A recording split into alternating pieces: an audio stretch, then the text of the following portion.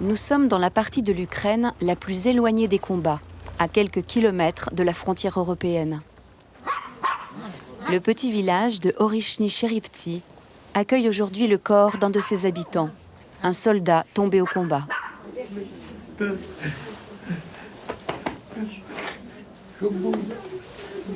Son commandant l'a ramené de l'enfer du Donbass. Vous devez être fier de votre fils, il s'est battu jusqu'au bout.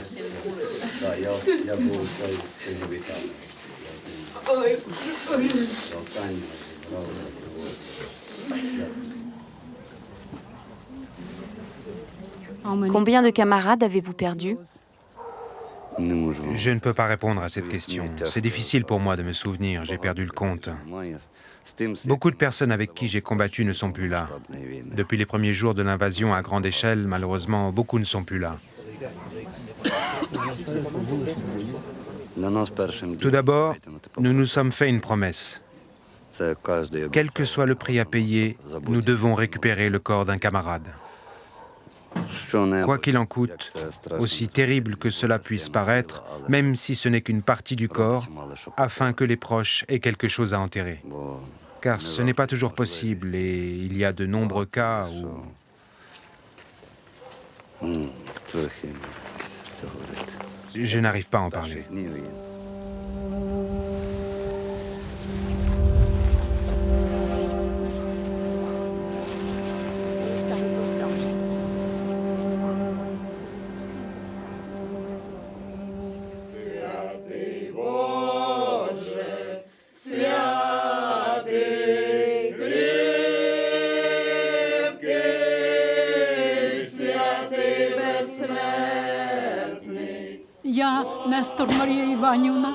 Je m'appelle Maria Ivanivna. Je demande de l'aide pour retrouver mon fils qui a disparu sans laisser de traces depuis le 24 octobre dernier. Le 13 octobre, il m'a souhaité un bon anniversaire. Le 16, il est parti en mission. Et le 24, il était déjà porté disparu sur le champ de bataille. Je pense qu'il est vivant. Je l'espère. Maria, tant que personne ne sait où il est, nous devons le considérer comme encore en vie. Ils ont retrouvé le corps de ton frère, mais pas celui de mon fils.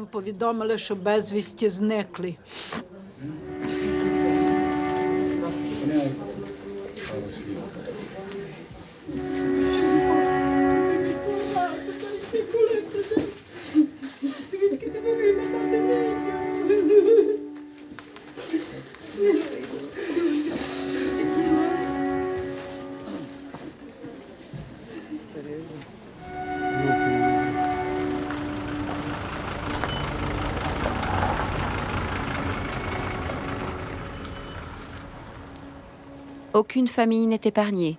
Rien que dans ce district, il y a des funérailles chaque jour.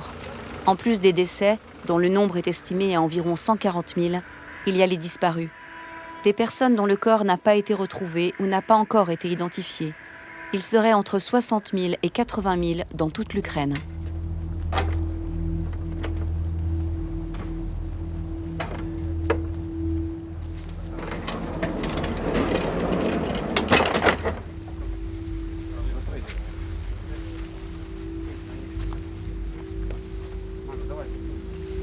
La presse a eu accès au lieu où sont rassemblés les corps des soldats ukrainiens.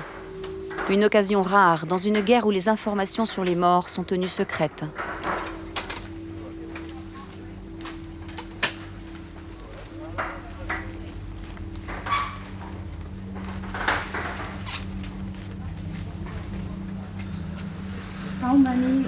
Combien y a-t-il de corps dans ce wagon ?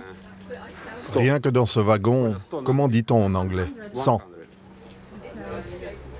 Rien qu'ici, à Odessa, l'un des centres les plus importants du pays, on dénombre 1700 corps.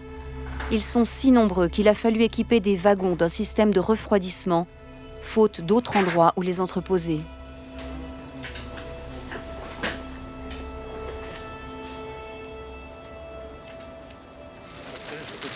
Le matériel génétique de chaque corps est conservé dans ce wagon, numéroté et classé. Ce sac contient le fémur et l'humérus. Ils ont été séparés et prélevés pour analyse génétique.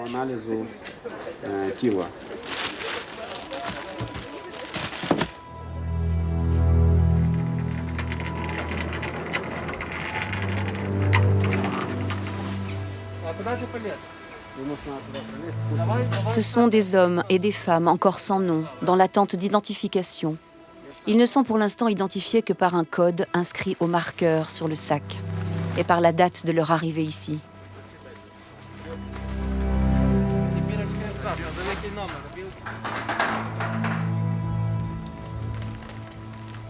Ils proviennent tous des échanges de corps de soldats entre la Russie et l'Ukraine. C'est la seule collaboration entre les deux pays avec l'échange de prisonniers.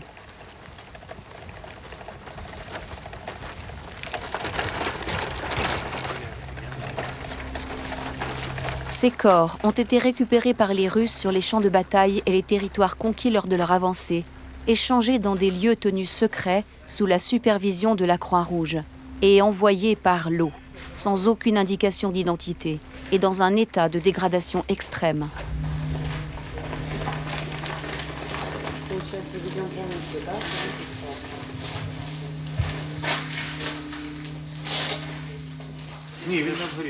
Il est brûlé. Les vêtements qu'il porte ont brûlé.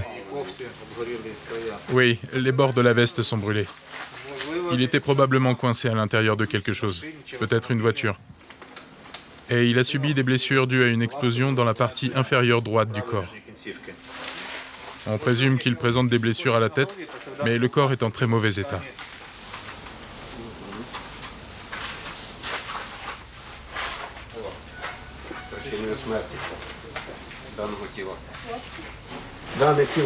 Le corps présente des modifications prononcées des tissus adipeux. Nous relevons les empreintes digitales.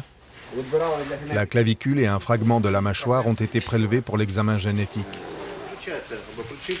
La clavicule et les os tubulaires comme le fémur sont les plus adaptés au prélèvement d'ADN.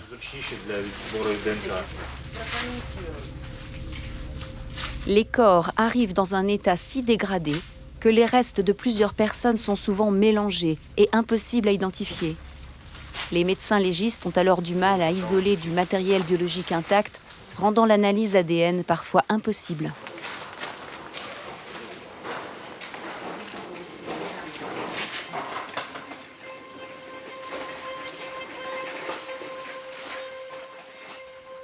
Nous essayons de leur redonner un nom.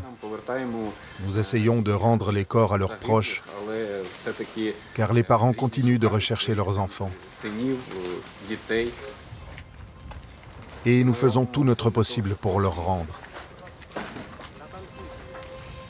C'est la guerre, il y a des pertes. Mais nous faisons ce que nous devons faire. Selon les rares données disponibles, l'Ukraine a restitué 1 millier de corps à la Russie, qui, elle, en a rendu environ 13 000. C'est l'un des rares aboutissements des pourparlers, initialement destinés à un cessez-le-feu. En raison du recul sur le front, les corps ukrainiens restitués sont beaucoup plus nombreux. Lors des identifications, il arrive que nous trouvions dans leurs poches des mots de leurs épouses, des dessins de leurs enfants avec écrit « Papa, on t'aime, on t'attend à la maison ». Et c'est moi, en tant que médecin légiste, qui trouve ces dessins dans leurs poches. Ça touche profondément l'âme. Et c'est difficile. Vraiment difficile.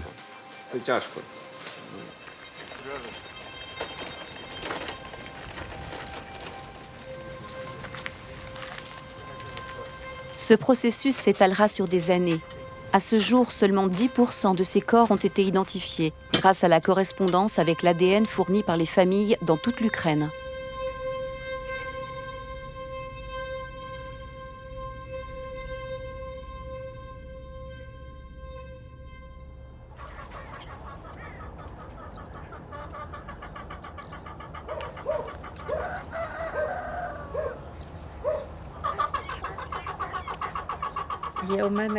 J'ai aussi une vache dans l'étable.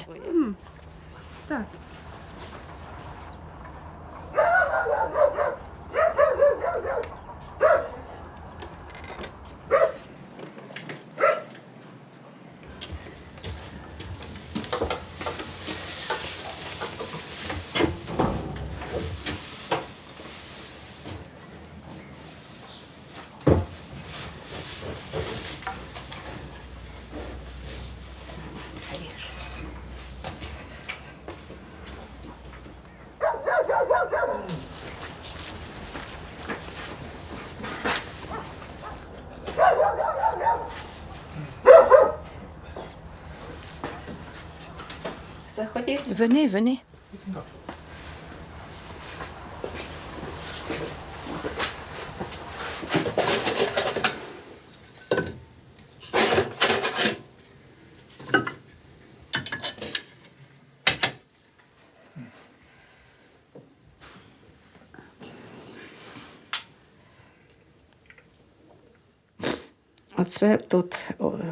On voit son groupe en position sur la ligne de front.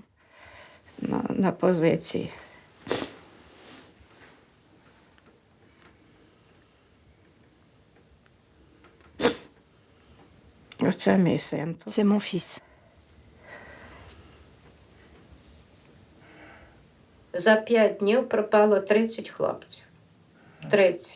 En 5 jours, 30 jeunes ont disparu. 30. Il nous a parlé pour la dernière fois le 25 mars. Et le 30 mars, nous avons appris qu'il avait disparu sans laisser de traces. Voilà comment ça s'est passé. Peut-être est-il grièvement blessé et a-t-il été fait prisonnier par les Russes? Je donnerai tout pour le retrouver.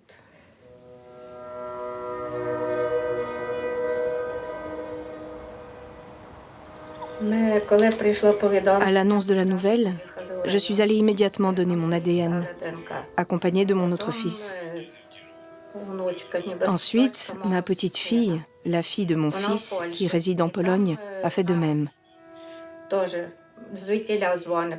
Depuis, elle contacte sans relâche sa brigade. Elle a également lancé un avis de recherche. Comment dire ?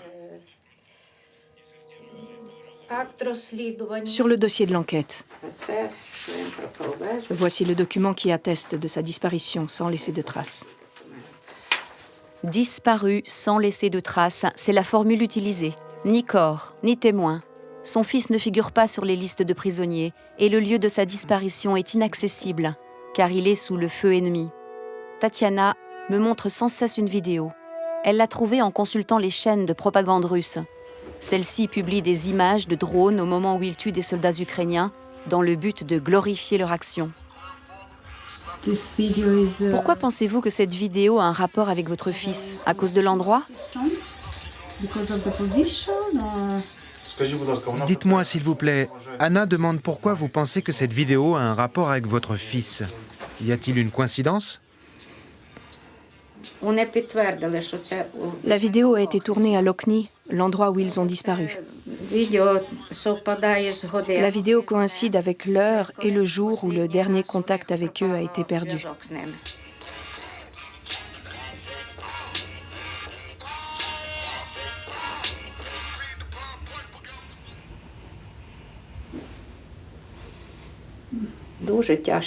C'est très difficile à regarder, mais je la regarde tous les jours. Parce que je n'ai plus rien d'autre. Rien.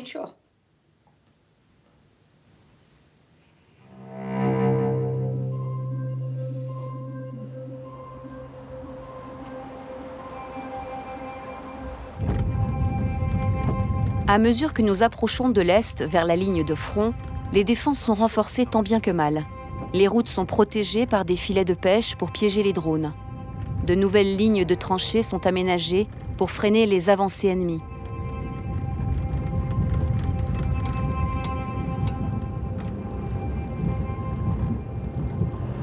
Il y a un panneau rouge.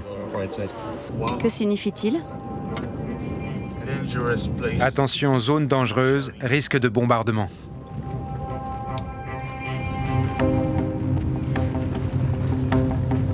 Nous sommes entrés dans la zone de la mort, cette bande de quelques kilomètres en bordure du front.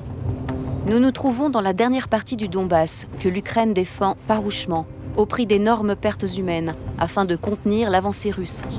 Nous roulons vite, mais notre progression est ralentie par la boue caractéristique de ces régions.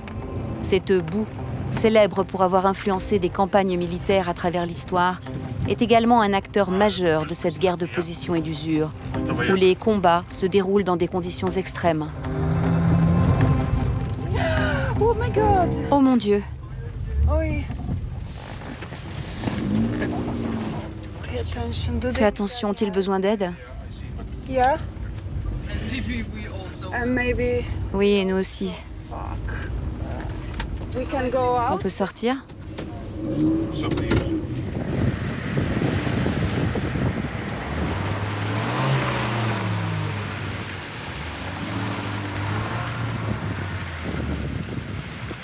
Les champs de blé d'Europe, autrefois si fertiles, sont désormais des friches qui cachent les corps de soldats russes et ukrainiens.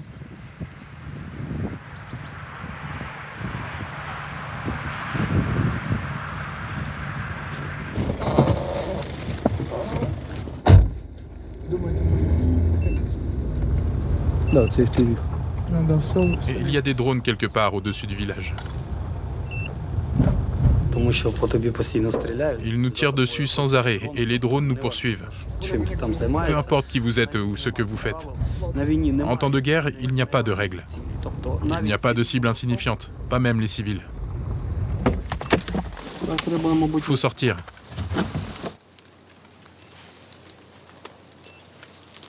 Oleksiy Youkov est né et a grandi sur ces terres. Depuis 2014, il travaille dans le No Man's Land entre les lignes russes et ukrainiennes. Il a fondé un groupe de volontaires appelé Platz-d'Armes, tête de pont en français. Sous la menace constante des drones, ce groupe opère sur des champs de mines. Sa mission est de récupérer les corps abandonnés sur le front, là où les combats ont fait rage.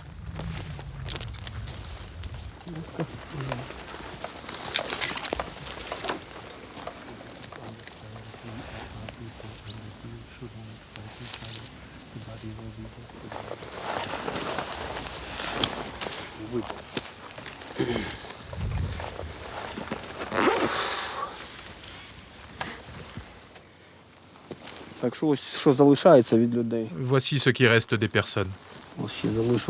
Il ne reste que cela. Une mine a explosé là, une autre là, puis une autre encore. Une mine antipersonnelle OZM 72. Il suffit de la toucher avec le pied pour être projeté à 5 ou 10 mètres. Elle détruit immédiatement une ou plusieurs personnes. Les corps sont littéralement éparpillés tout autour. Puis des obus tombent par-dessus. Puis viennent les chiens et les cochons. Le plus terrible, ce sont les cochons domestiques. Ils creusent un trou, s'y installent et mangent les corps.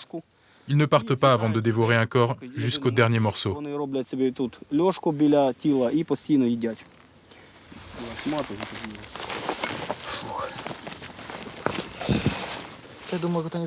Je connais ce bruit. Ils sont proches. Il est temps de partir.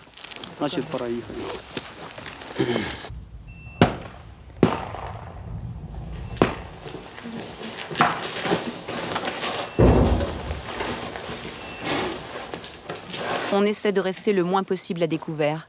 C'est pourquoi nous nous abritons dans cette étable abandonnée. Oleksiy, qui a déjà subi plusieurs attaques, garde toujours allumé le brouilleur, l'appareil qui tente de perturber les fréquences des drones.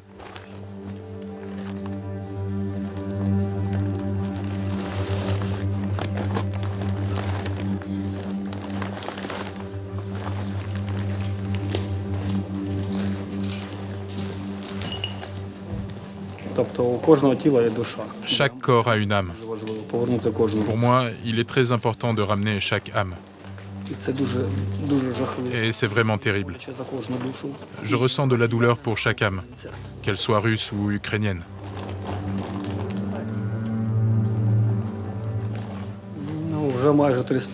J'ai récupéré environ 3500 corps jusqu'à présent. Ils peuvent être ensevelis sous les décombres, écrasés, ou se trouver quelque part dans les bois et sur les champs de bataille.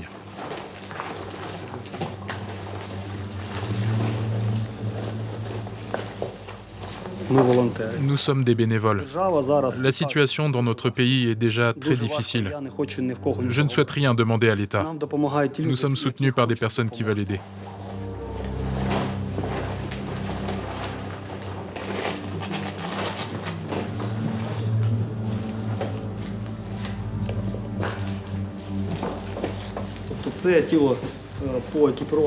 D'après son équipement et son matériel, ce corps est celui d'un militaire de l'armée russe.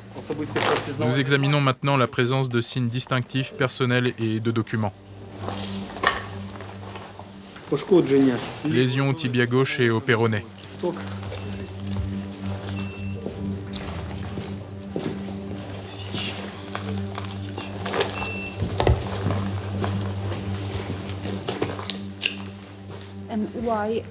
Pourquoi est-il important pour vous de récupérer les corps des soldats russes?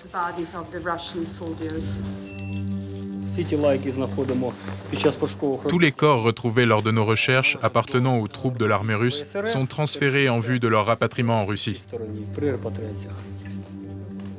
Nous rendons les leurs et ils rendent les nôtres.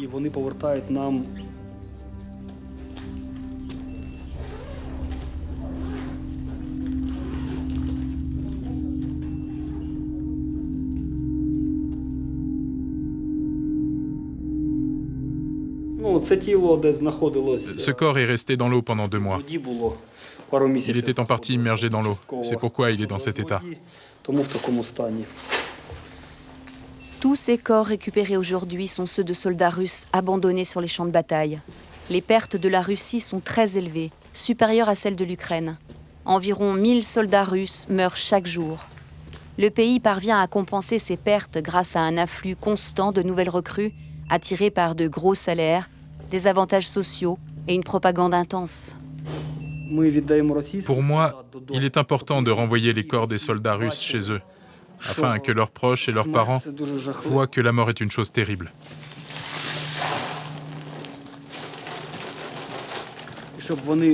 Et afin qu'ils partagent cette douleur avec nous, en voyant que leurs proches sont morts, qu'ils ne les reverront plus jamais, qu'ils ne les embrasseront plus jamais, pour qu'ils comprennent qu'ils sont venus ici et sont morts pour des intérêts politiques insensés.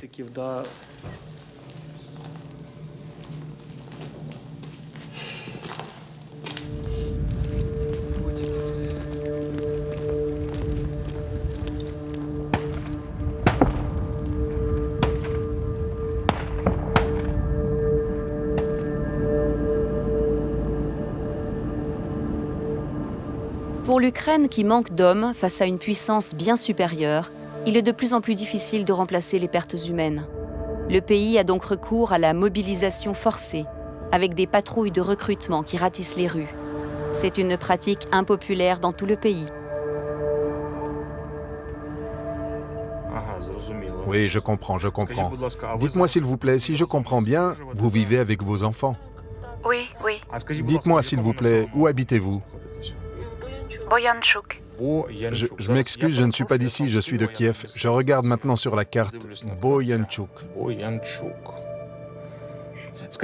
Pouvons-nous passer chez vous aujourd'hui en fin de journée pour filmer, parler avec vous, peut-être même avec les enfants, est-ce possible?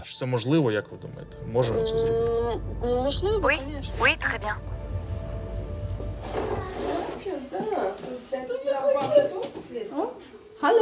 Bonjour.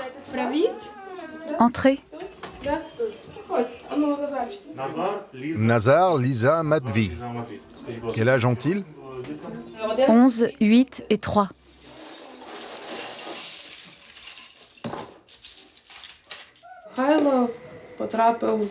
Mikhailo a été arrêté dans la rue, juste ici à côté. On lui a demandé ses papiers. Nous n'avons eu aucune nouvelle pendant une demi-journée.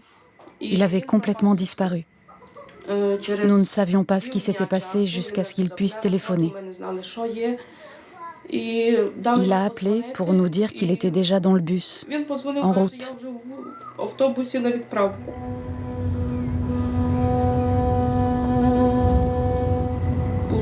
Ils l'ont envoyé dans la région de Donetsk, à Pokrovsk. Là, il a passé un mois dans une tranchée avec d'autres jeunes soldats. Le mari d'Ina a été envoyé dans l'enfer de Pokrovsk. Cette ville clé de l'Est de l'Ukraine est un verrou stratégique majeur du Donbass.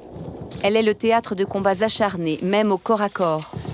Ce front a coûté la vie à des dizaines de milliers de personnes, comme si elles avaient disparu dans un trou noir.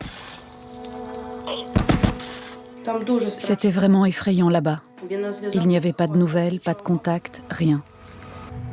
Ils demandaient. Ils suppliaient le commandant de les faire reculer, parce que l'ennemi les avait encerclés.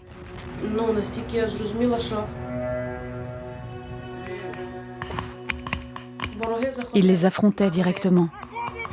Il disait « Sortez-nous de là, parce que nous n'en sortirons pas vivants. »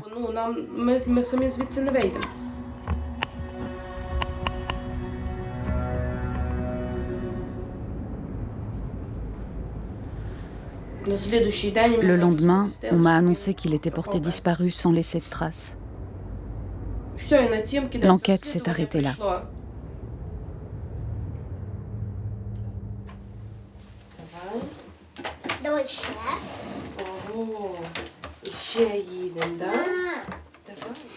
Voilà. On va où avec ton tracteur? Chez papa. Chez papa? D'accord. Allons chez papa. Allons-y.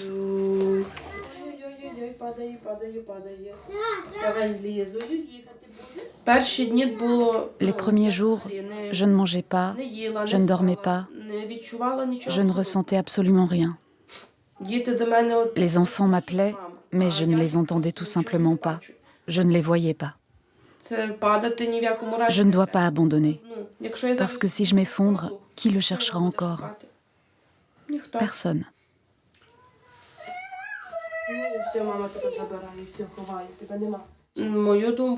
Tous les jours, je pense qu'il pourrait être mort. Mais j'y crois. Je sais qu'il est vivant, qu'il reviendra et que tout ira bien. Il nous a promis qu'il reviendrait quoi qu'il arrive. Il reviendra.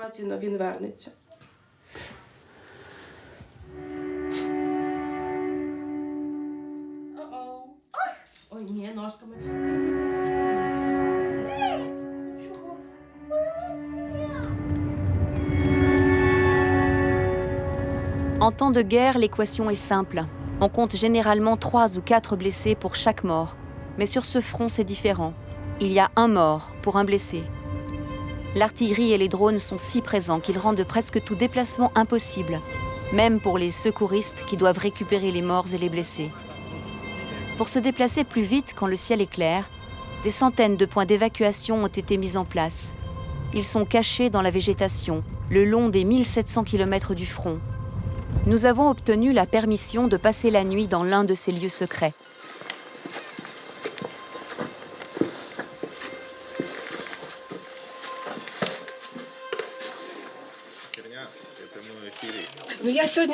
J'aurais dû me faire un brushing ce matin. Mais après, je me suis dit, je vais à la guerre, je vais dans les tranchées. À quoi ça sert? Non, franchement, d'habitude, j'ai de beaux cheveux ondulés. C'est vraiment dommage. Nous sommes dans un abri souterrain, un trou profond renforcé par des poutres en bois pour protéger des explosions. C'est ici que les secouristes attendent le signal pour intervenir. Comment êtes-vous organisé? S'il y a un appel, qui part? Moi, je dois aller partout de toute façon. Cela dépendra de la situation. S'il y a beaucoup de blessés, vous ne pourrez pas venir avec nous. Vous comprenez? Avez-vous des gilets pare-balles? Oui. Bien, ça pourrait être dangereux. Évacuer les blessés, c'est dangereux.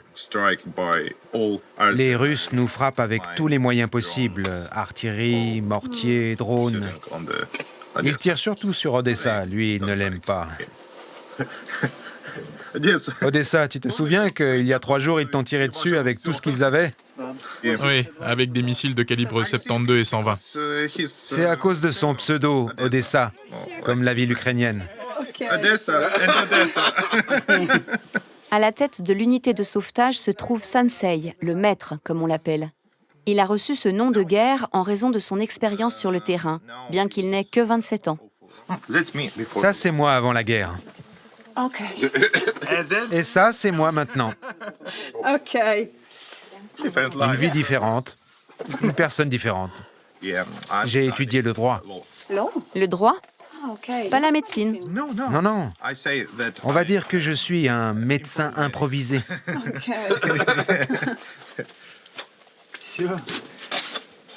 Il y a des nouvelles? Oui, on vient de recevoir des nouvelles. Ils sont allés chercher un mort.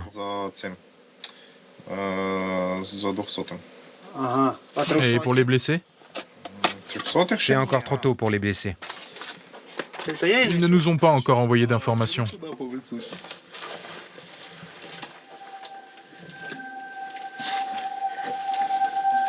Ils viennent de recevoir un code 200, c'est-à-dire un mort.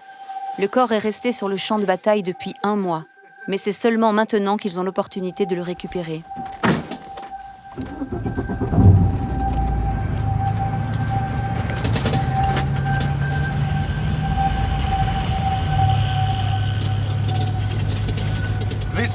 Ce mois-ci a été très difficile. Les Russes ont attaqué nos positions sans relâche. Nous n'avons pas eu le temps de récupérer tous les corps. Notre priorité était de sauver les vivants.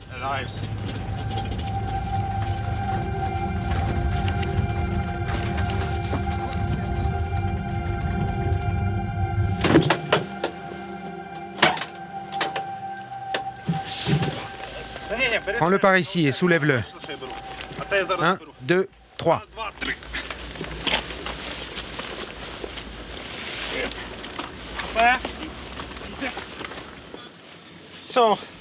On y va.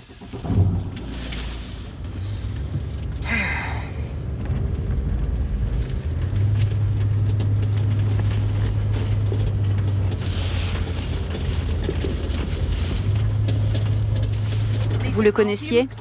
Oui, Quel âge avait-il? il avait 19 ans. Encore un gamin. Et c'était un bon soldat.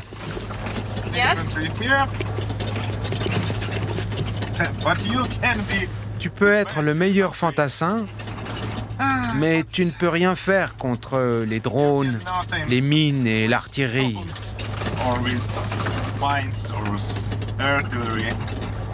C'est juste de la chance. La raison pour laquelle il était bon, c'est parce qu'il était jeune et les jeunes n'ont pas peur. Sais-tu quelque chose sur sa vie d'avant? Non, on n'en parle pas.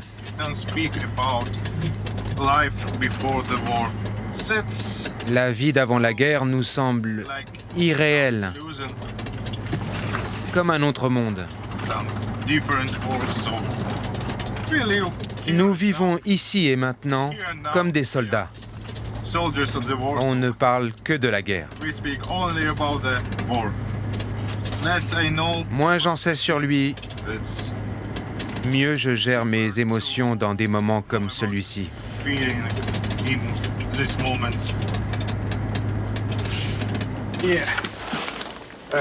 On le met ici.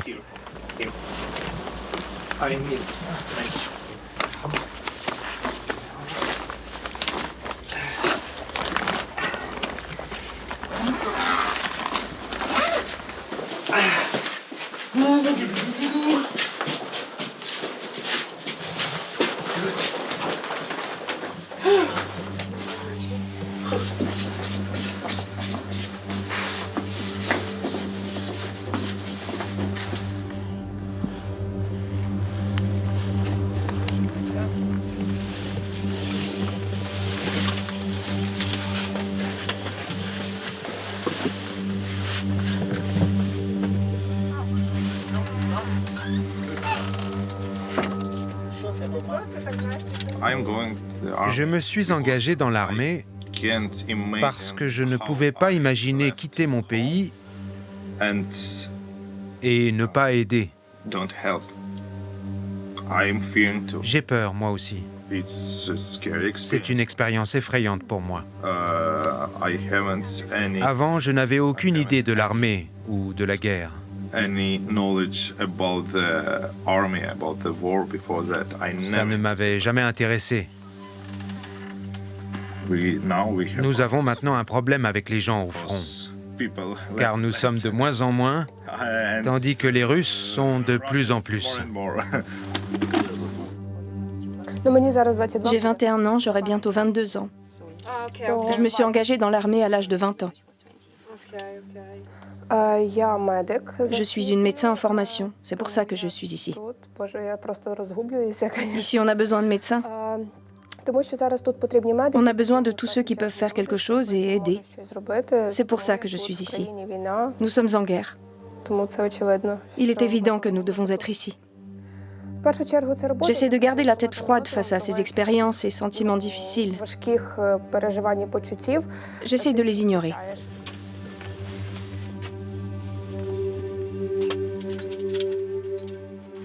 C'est quel genre de blessé? Le premier a déjà un garrot, le second a des blessures liées à une explosion. Allons sur le champ de bataille.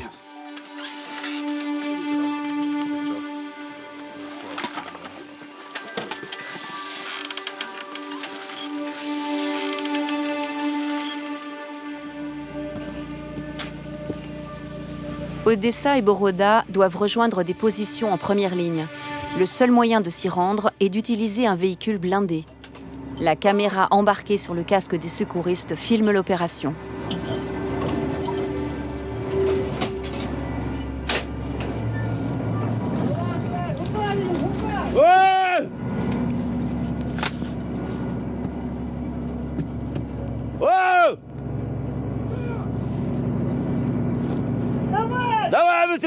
Быстрее, где вы?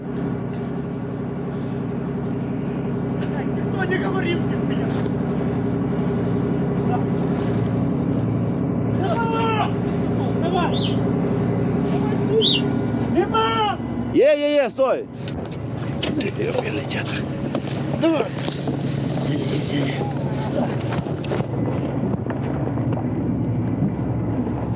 Давай, тянись!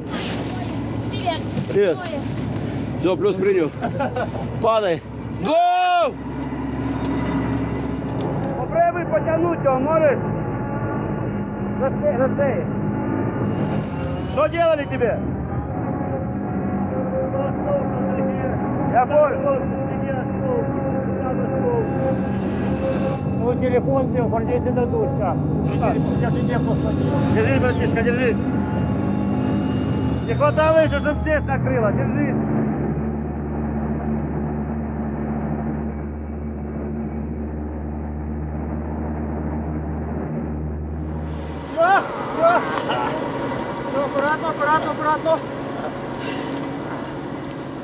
Juste derrière la ligne de combat, les blessés sont transférés vers une ambulance. Mais le trajet est dangereux car le véhicule n'est pas blindé. Attends, ne parle pas. Respire. Est-ce que ça fait mal comme ça? Le drone a largué une grenade. J'ai eu 2 éclats dans la jambe. Tiens-moi la main. Tu peux t'asseoir? Olivka, enlève-lui sa veste. Je vais te donner quelque chose contre la douleur. Tu dois juste attendre. Je sais que tu ne sens plus ta jambe, mais tout ira bien.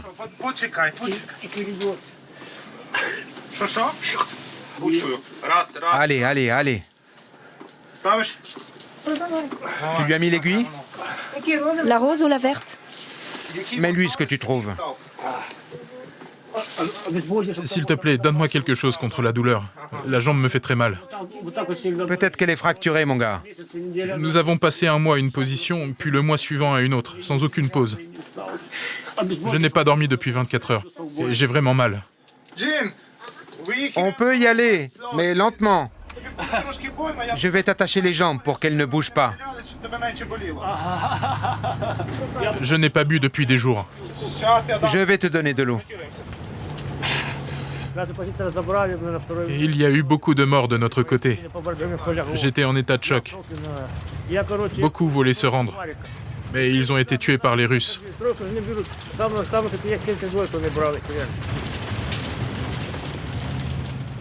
Mon gars, aide-moi à lui tenir la tête. J'étais aussi dans les troupes d'assaut. Quel âge as-tu? Moi, je viens d'avoir 20 ans. Respire. Combien de temps faut-il avant d'arriver à l'hôpital? Mon gars, parle-moi. Reste avec nous. Ce soldat a un poumon perforé, une blessure mortelle si elle n'est pas traitée immédiatement. Il est resté 2 jours dans ces conditions sur le champ de bataille avant de pouvoir être secouru. Sois patient encore un instant. On arrive. Conduis doucement, s'il te plaît.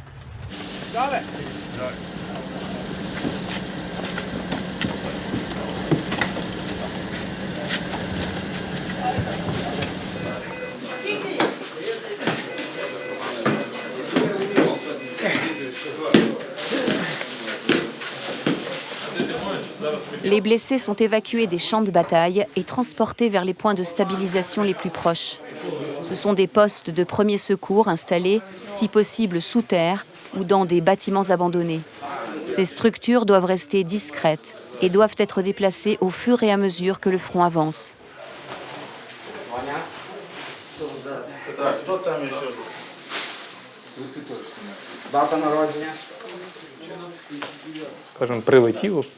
Ce soir, ils ont bombardé près de notre immeuble. On a eu un peu peur, mais avec le temps, on s'habitue à tout, même aux bombes. S'il faut déménager, on le fait. C'est comme ça. C'est une blessure traversante. L'éclat est passé sous la peau à travers.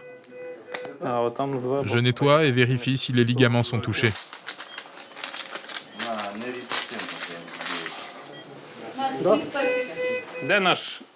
Où est notre anesthésiste, Sacha?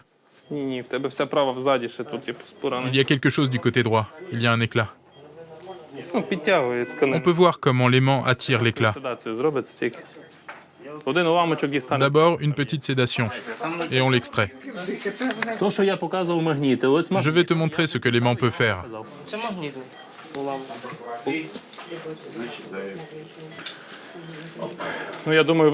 Tu vois ce petit éclat? Il peut tuer.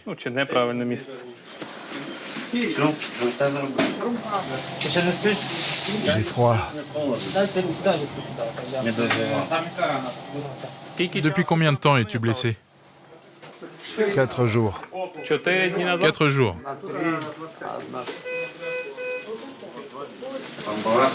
Il y a beaucoup de sang dans les poumons. C'est la première fois que je vois une cuvette entière se remplir de sang. Cette partie de la poitrine est plus enflée que l'autre.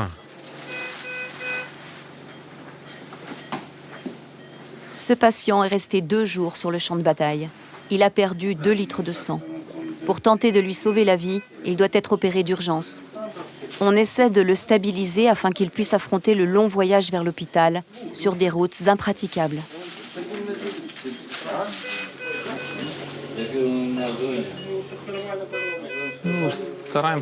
Nous faisons de notre mieux pour stabiliser les patients et les évacuer le plus vite possible vers l'hôpital.